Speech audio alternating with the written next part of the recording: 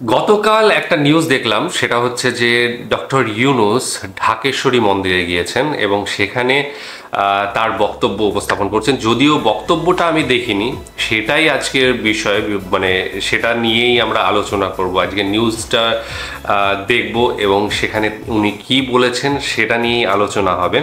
এবং ভালো লাগছে যে এতদিন ধরে যে একটা বিশৃঙ্খল পরিবেশ ছিল বাংলাদেশে বিভিন্ন জায়গায়, এবং সাম্প্রদায়িক একটা ব্যাপার মানে মানুষের মধ্যে ঢুকে গিয়েছিল একটু একটু হলেও, তো সেই জায়গাটা থেকে বেরিয়ে আসার জন্য তিনি কি বলছেন এবং তার যে বার্তা সেটাই আমরা শুনবো। কারণ উনি যখন ঢাকেশ্বরী মন্দিরে গিয়েছেন সেখানে আমরা আশা করতেই পারি যে সেখানে সাম্প্রদায়িক সম্প্রীতির একটা বার্তা উনি দেবেন, এবং সেটা মানে শোনার জন্যই মুখিয়ে আছে। তো যাই হোক, ডেসক্রিপশন বক্সে লিঙ্ক দিয়ে রাখবো, সেখানে গিয়ে অরিজিনাল ভিডিওটা দেখো, সাথে সাথে চ্যানেলটাকে লাইক শেয়ার সাবস্ক্রাইব করে দিও। তো চলো ভিডিওটা দেখে নিই, তারপর আরো কথা হবে। মন্দিরে কথা বলছেন অন্তর্বর্তী সরকারের প্রধান উপদেষ্টা ডক্টর মোহাম্মদ ইউনূস। আমরা সরাসরি যুক্ত হচ্ছি সেখানে। শুনছি যেটা বিমানবন্দরে নেমে যেটা বললাম, যে এমন বাংলাদেশ আমরা করতে চাচ্ছি যেটা আমরা এক পরিবার, এটি হলো মূল জিনিস। এখানে পরিবারের মধ্যে কোনো পার্থক্য করা, বিভেদ করা, এটার কোনো প্রশ্ন আসে না। আমরা বাংলাদেশের মানুষ, বাংলাদেশ, এইটি আমরা নিশ্চিত করতে চাই। এটা নিয়ে আর কোনো বাদ বিবাদ ইত্যাদি জানি না। আমাদের যে গণতান্ত্রিক যে আকাঙ্ক্ষা, সেখানে আমরা বিবেচিত মুসলমান হিসেবে নয়, হিন্দু হিসেবে নয়, বৌদ্ধ হিসেবে নয়, মানুষ হিসেবে আমাদের অধিকারগুলো নিশ্চিত হোক। সমস্ত সমস্যার গোড়া হলো আমরা যত প্রাতিষ্ঠানিক আয়োজন এগুলো করেছি সবকিছু পচে গেছে। এই কারণে এই গোলমালগুলো হইতেছে। কাজে আমরা প্রাতিষ্ঠানিক আয়োজনগুলোকে ঠিক করতে হবে। যে ন্যায় বিচার হলে কে বিচার পাবেন আমাদের বলেন? আমি কি দেখতেছি এটা কোন ধর্মের, কোন জাতের, কি এটা বলা আছে? আইনে বলা আছে আপনার বিচার। এই সম্প্রদায় হলে ওইখানে ওই আদালতে যায়, ওই সম্প্রদায় হলে ওই আদালতে। আইন একটা, কার সাধ্য আছে সেখানে বিরোধ করে যে এর রকম একটা, ওর রকম একটা, এটা হতে পারে না। তো আমরা সেইখান থেকে, এটা এমন রোগ, মূলে যেতে হবে। আপনারা যদি বলেন যে আমাদেরকে এইভাবে সংখ্যালঘু হিসেবে এইটা হলো যে মূল সমস্যা থেকে আমরা দূরে সরে যাচ্ছি। আমাদেরকে বলতে হবে আমাদের গণতান্ত্রিক অধিকার প্রতিষ্ঠিত হবে। সেটা পেলে আমাদের বাক স্বাধীনতা প্রতিষ্ঠিত করতে হবে। যেগুলো আছে এগুলো করে আমরা নতুন কিছু আমাদের হিউম্যান রাইটস প্রতিষ্ঠা করতে হবে, মানবিক অধিকার প্রতিষ্ঠিত সংবিধানে আছে। এটাই হলো আমাদের মূল লক্ষ্য। আপনারা যদি টেনে টেনে নিয়ে আসেন আমি অমুক, আমি তমুক, আমি, এইটা আবার পুরানো খেলায় চলে গেলেন। এটা আপনাদের ওই স্বীকার করার জন্য যারা বসে আছে তারা এগুলো স্বীকার করবে। আপনারা বলেন যে আমি মানুষ, আমি বাংলাদেশের মানুষ, আমার সাংবিধানিক অধিকার এই আমাকে দিতে হবে। সব সরকারের কাছে এটাই চাইবেন, আর কিছু দেয় না করে।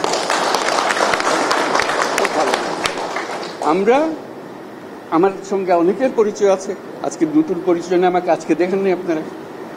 আমরা যখন শুরু করি আমাদের কাজ, গ্রামীণ ব্যাংকের কাজ, আমরা গরিব মেয়েদের নিয়ে কাজ শুরু করছি।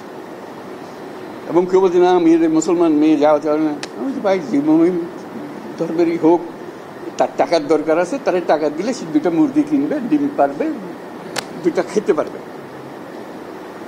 পাশের পাড়া হলো হিন্দু পাড়া।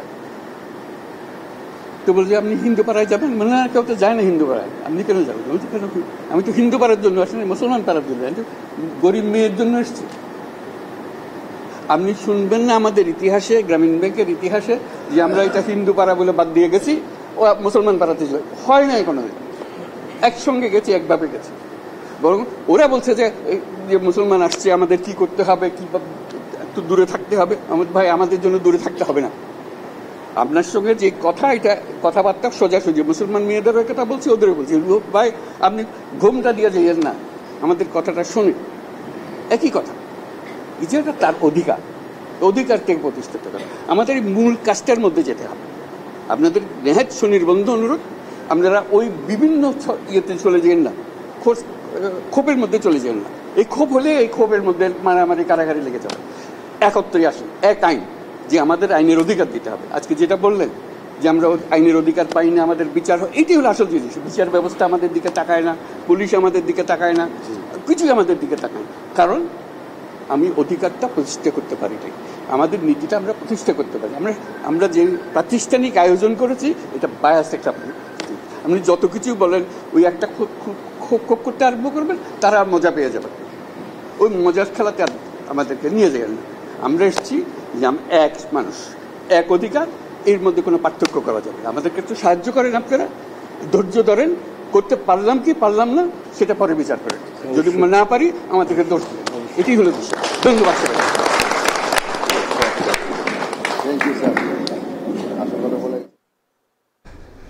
ঢাকেশ্বরী মন্দিরে কথা বলছিলেন অন্তর্বর্তীকালীন সরকারের প্রধান উপদেষ্টা ডক্টর মোহাম্মদ মোহাম্মদ ইউনূসের যে কথাবার্তাগুলো শুনলাম আমার ভীষণ ভালো লেগেছে। তোর কেমন লেগেছে? একদম সত্যি কথা বলেছে। হ্যাঁ, এইটাই মানুষের, আর তিনি হচ্ছে জাতপাতের কোনো ভেদাভেদে তিনি বিশ্বাসী নন। মানুষ এক পরিবার একত্রিত হয়ে লড়বো, এই জিনিসটাই তার মধ্যে রয়েছে। হ্যাঁ, তো এই জিনিসটা সত্যি প্রত্যেকটা জায়গায়, প্রত্যেকটা সমাজে, প্রত্যেকটা দেশে থাকা দরকার, এবং তারপরেই কিন্তু মানব সভ্যতা এগিয়ে যাবে। এবং সত্যি আমি ভীষণ ভীষণ খুশি হয়েছি যে আজকে এতদিন পরে এই মানুষটাকে দেখে, আমি এই মানুষটাকে নাম শুনেছি, তার কাজকর্ম শুনেছি, কিন্তু ফার্স্ট টাইম আমার মনে হয় আমি ওনার বক্তৃতা সঠিকভাবে শুনলাম। মানে কোনো একটা পার্টিকুলার টপিকের ওপরে উনি কিছু বললেন, এবং সেই টপিকের ওপরে যেটা বললেন সেটা মন ছুঁয়ে গিয়েছে। এত ভালো লেগেছে। আমিও আশাবাদী যে এই মানুষটাই পারবে বাংলাদেশের আগামী প্রজন্মকে, আগামী দিনগুলোকে সুন্দর, একদম সুন্দর করে তুলতে। মানে সোনালী ভবিষ্যৎ যেটা, সেটা এই মানুষের দ্বারাই সম্ভব। এবং আমি দেখতে চাই আগামী দিনে এই মানুষটাই প্রধান হিসেবে লিড করছেন। তোমরা বুঝতে পেরেছো আমি কি বলতে চাইছি। তো যাতে সেটা সম্ভব হয়, এবং এই মানুষটা প্রকৃত অর্থেই কিন্তু বাংলাদেশের ভালো চান, বাংলাদেশের মানুষের, জনগণের ভালো চান। কারণ উনি হচ্ছেন রুট লেভেল থেকে মানুষের দুঃখ কষ্টটা বুঝতে শিখেছেন, এবং তাদের কিভাবে সুরাহা হয় সেই ব্যবস্থা কিন্তু তিনি রুট লেভেলে করেছেন। তিনি গরিব মানুষের বাড়ি গিয়েছেন এবং সেখানে দেখেছেন যে কি অবস্থা, তাদের আর্থিক অবস্থা কি, এবং সেখানে যাতে একদম দুটো হেল্প করে যাতে তাদের স্বনির্ভর করা যায়। এবং উনি বললেন যে দুটো হাঁস মুরগি কিনেও যদি ডিম থেকে ওর দুবেলা খেতে পায়, তো পরিস্থিতিটা কত গভীরে তিনি গিয়েছিলেন, কতটা নিচে গিয়েছিলেন, যে মাটিতে গিয়েছিলেন, যে সেখানকার পরিস্থিতি বুঝেছেন এবং মানুষের কি প্রয়োজন। আমাদের এই যে ভারতীয় উপমহাদেশে প্রচুর সংখ্যক গরিব মানুষ রয়েছে, এবং তাদের যেটা নিড, তাদের যে ওপরে তোলার যে ব্যবস্থা তিনি কিন্তু মানে শুরুর থেকে, তার কর্মজীবনের আমি বলবো প্রায় শুরুর থেকে কিন্তু করে গিয়েছেন।